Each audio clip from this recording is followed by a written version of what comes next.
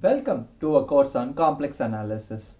In this lecture, we are going to talk more about mappings. The concept of mappings, functions, it has always something new to tell us whenever we read it for the nth time. Yes, so there is no exception on the functions of complex variables as well. We will explore more about the functions of complex variable in this lecture. Come on.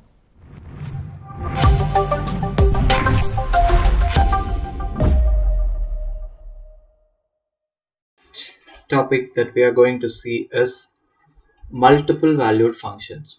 So what do we mean by multiple valued? So basically we have seen a function is a rule which associates an element in a domain to a unique element in a codomain. But multiple valued means it may map to more than one element. Okay, for example, if you consider f of z is z to the power 1 upon 2. Okay, this maps what? This maps to two different elements. If you just plainly consider this in real variable setup, that is f of x is x to the power half, which may be either plus or minus under root x. Okay, here a single value of x is mapped with two different values of x. Suppose extending this idea to complex variables, here also that is going to happen. Okay, here if you take your z to be r times of e to the power iota times of theta, then your f of z is nothing but f of r multiplied with e to the power iota times of theta is gonna be plus or minus under root r exponential of I iota times of theta upon 2. So this is going to be here. Whenever we deal with multiple valued functions, we usually take one branch of this and consider that and proceed with that. That is, we may consider a function f of z to be either under root r exponential of iota times of theta upon 2, or f of z to be minus under root r exponential of iota times of theta upon 2. So we may consider either of this and proceed with this. Okay, here what is this r? This r is nothing but absolute of z, and your theta lie between minus pi to plus pi. Okay, in simple words, this theta is nothing but the principal argument of the complex variable z, right? So the next idea that we are going to see is mappings. Actually, we are talking about mappings. Functions are also called as mappings. Here, what do we mean by image of an element? That is, if you write w is a function of z, then w is called image of z under f, right? So next is inverse image of any element. Okay, so let me simply write inverse image for some element in C. F inverse of W is the collection of elements in set S such that W shall be written as function of Z. Okay, here F is a function which is defined from S to C, right? Image of an element is going to be either singleton. Actually, it has to be singleton. Okay, so inverse image need not be so. It can be a set, or sometimes it can be empty as well. If the element in C does not have any corresponding element in S, then the inverse image set is going to be empty. And with these notations, one may study the functions classification as 1, 1 and 1, 2, and all those things that we have seen in the course of real analysis as well. So I leave that to you people to recall them. Okay, Next, image of a set. Suppose you have E, which is a subset of S, then f of E is defined to be the elements in C of this form such that the C is taken from E. Okay, here we are talking about the image of a set. Then range of the function f is going to be the collection of w in C such that this w is a function of z, function of z for z in S. Okay, so that is image of entire S is called as range of f. Okay, next we are going to talk about some more terminologies like translation. The first one is translation.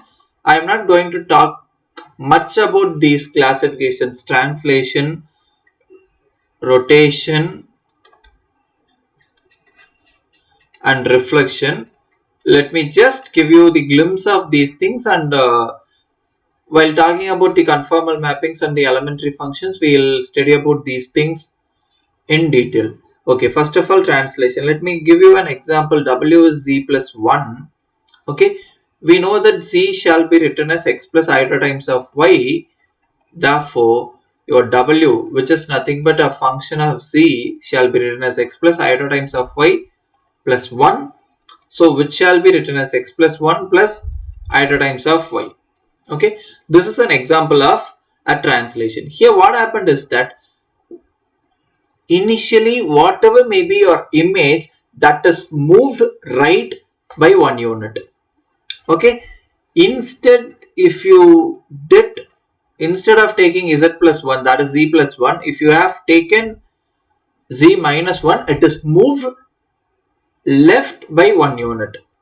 Okay, so here what happened is that actually in this case it is moved right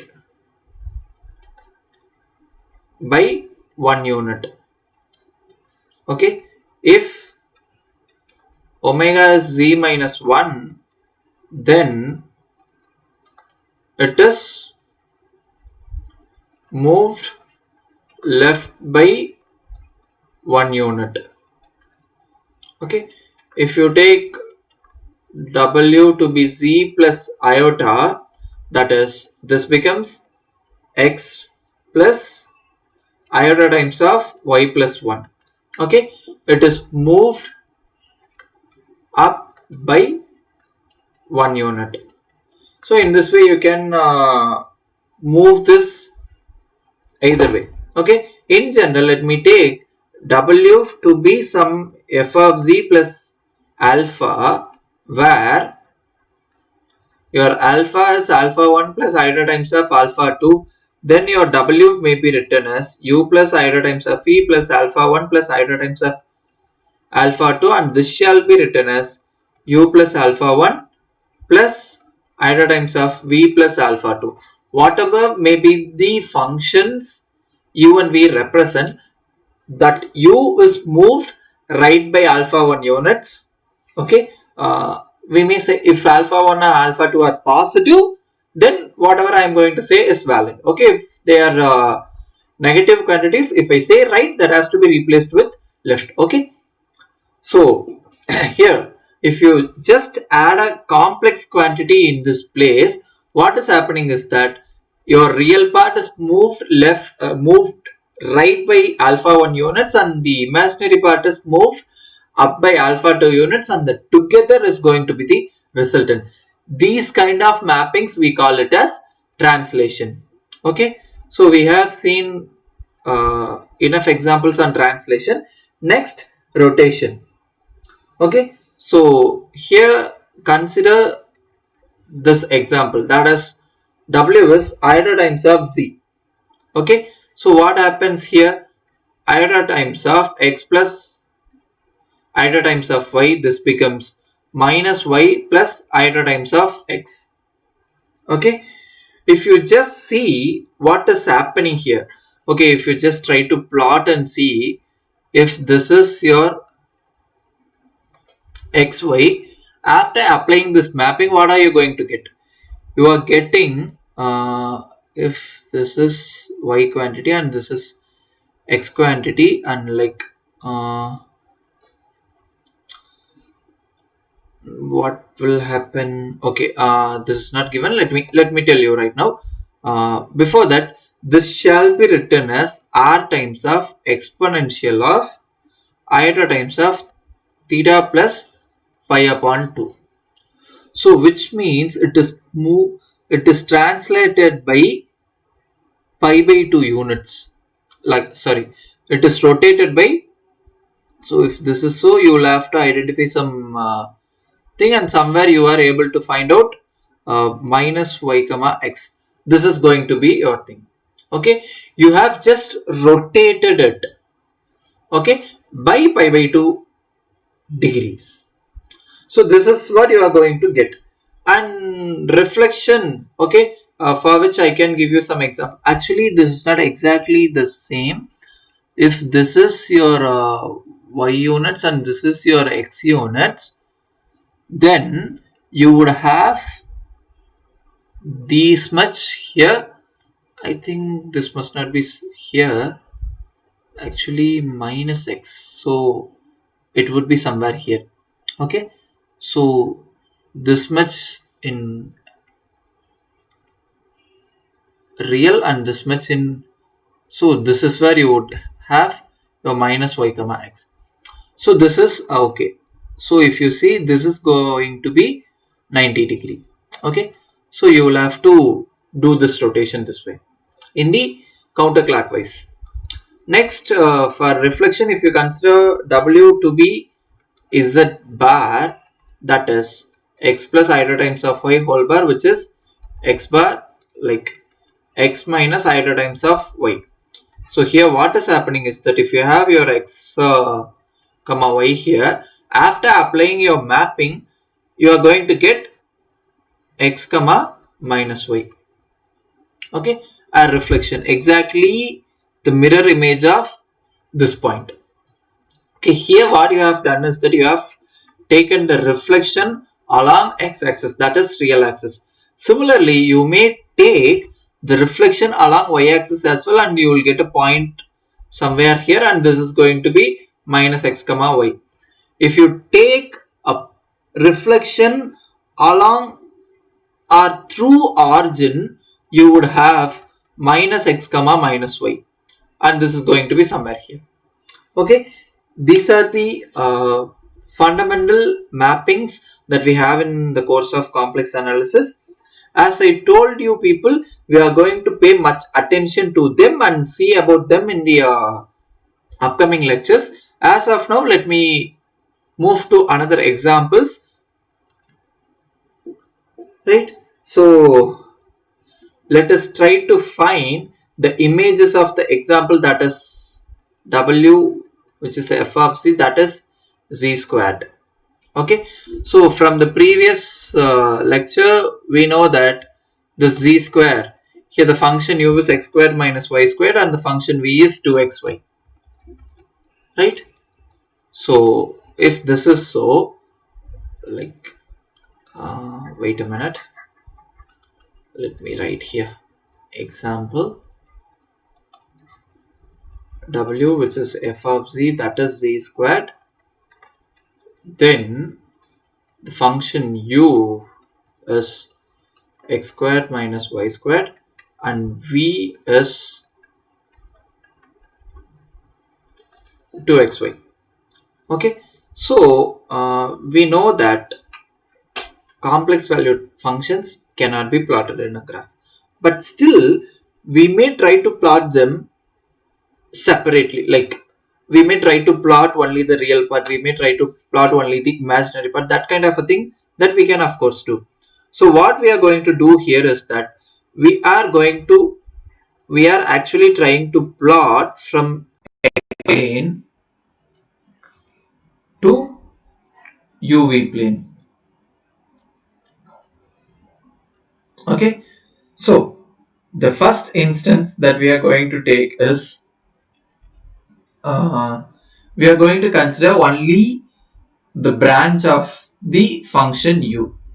Like if we take if x squared minus y squared is some c1, okay, which is what?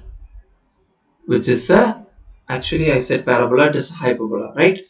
So it is going to be a hyperbola that you may know from your higher secondary education, right? Which is a hyperbola. So with here the c1 is a positive quantity, right? So if this is so, then what is happening? Then you may write your u to be c1. So u is some c1. So you are going to get a straight line which passes through the point c1. This is your u is c1. So this is your x squared minus y squared is c1. This hyperbola. Okay. So now from this hyperbola, I am going to consider this hyperbola has two curves. So I am going to consider only one among this. So how am I going to do it? So for which, let me consider my x squared is c1 plus y squared. So from which I may write my x to be either plus or minus under root c1 plus y squared. If I take, that is, x is equals under root c1 plus y squared, implies my function v is 2y under root c1 plus y squared. Okay, if I choose x to be minus under root c1 plus y squared, this gives me v is minus 2y times of c1 plus y squared. Okay, so if we choose some values on this branch, my v is going to be something like this. Okay, if I choose my x in this branch, my v is going to be something like this. We are like, if we have to plot this v, we may make use of some computer tools to plot them. Okay, as of now I am not going to plot v, but if you consider x squared minus y squared as c1, that is hyperbola. That is, whenever you are about to take some points on the branch of this hyperbola, what is going to happen with your u and v?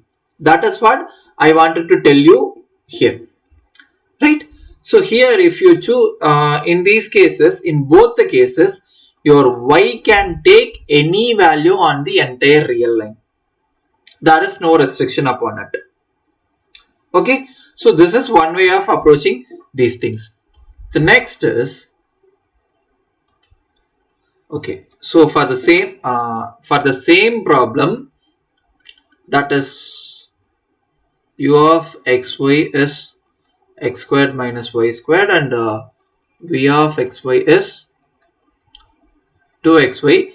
Initially what we have done is that we have chosen this u and we fixed that u to be some constant. That is, we traced that hyperbola. After tracing that hyperbola was found to have two branches.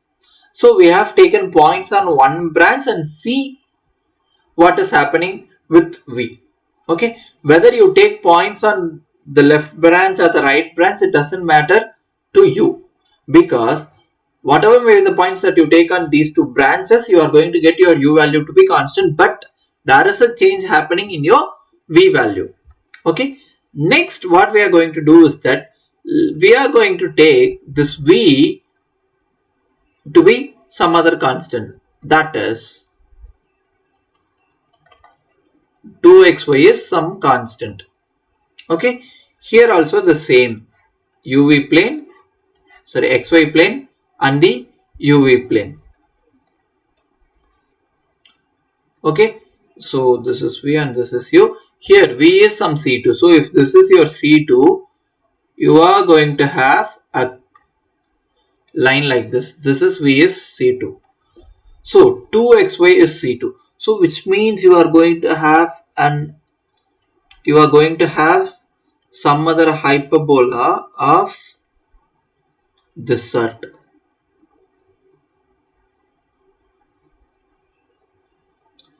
Okay, so here also there is a question arising that which branch is to choose. Okay, first let me try by choosing like what. So from here let me choose my y to be c2 upon 2x. Then my u becomes x squared minus c2 squared upon 4x squared. Right? If you try to see plot these things, and you may very well see what is happening to this. Okay, so here we had only one way of approaching it, but we have chosen this x, so only this part of the thing we are going to choose, which means x can take values from 0 to infinity only. So because we have chosen only this part, this branch, we have chosen this branch and saw what is happening. Okay, so if you take the other way, that is if you choose x to be c2 upon 2y, then here your u becomes c2 squared upon 4y squared minus y squared. So this is a function in y. Now come to this branch. Okay, here what is happening? Your y can take values from minus infinity to 0 only. Okay, so minus infinity to 0. In this branch we have taken. Okay, you may choose one branch and vary x. You may choose the other branch and vary y. Otherwise versa. Like in these two different branches, what is happening? Whatever may be the value that you choose on these two branches, your v value is same, but your u value is varying. Okay, here you may also notice one more thing, that is your, in this case, okay, I think, yeah, so in this case your limit x approaches 0 with x positive to the function u, what are you going to get? So when you make your x goes to 0, this is 0 and minus times of some c2 squared upon 0, which is going to be minus infinity, and limit x approaches infinity to the same function u gives you what? Here you will have infinity and here you are going to get 0, so this is infinity. So your u is increasing from minus infinity to plus infinity. And similarly, what is happening here is limit y approaches minus infinity u. What is going to happen? So it is going to be like minus infinity. And limit y approaches 0 with y negative is going to be what? So when you make your y goes to 0, so here you will have infinity, here it is 0, so it is infinity. You may ask me why we are taking 0 and infinity here, minus infinity and 0 here, just because the domain of the definition is 0 to infinity in the first case and minus infinity to 0 in the second case. Now you may be confused, like why are we doing all these things? We are given with only one function, but why are we playing all these things? You may ask me why. Yes, of course, actually we are playing with the same function, but we have chosen different paths and trying to identify what is happening with those things. Okay, a same function, that is f of z is z squared, and here what we have taken is that we have taken points on this hyperbola and see what is happening. Okay, and in this case we have taken points on some other hyperbola and saw what is happening. Right? In the upcoming lecture also we are going to play with the same function, but we are going to take points on different set and see what is happening. Right? So I request you all to pay little more attention to these things. If required, you can rewind and watch these things.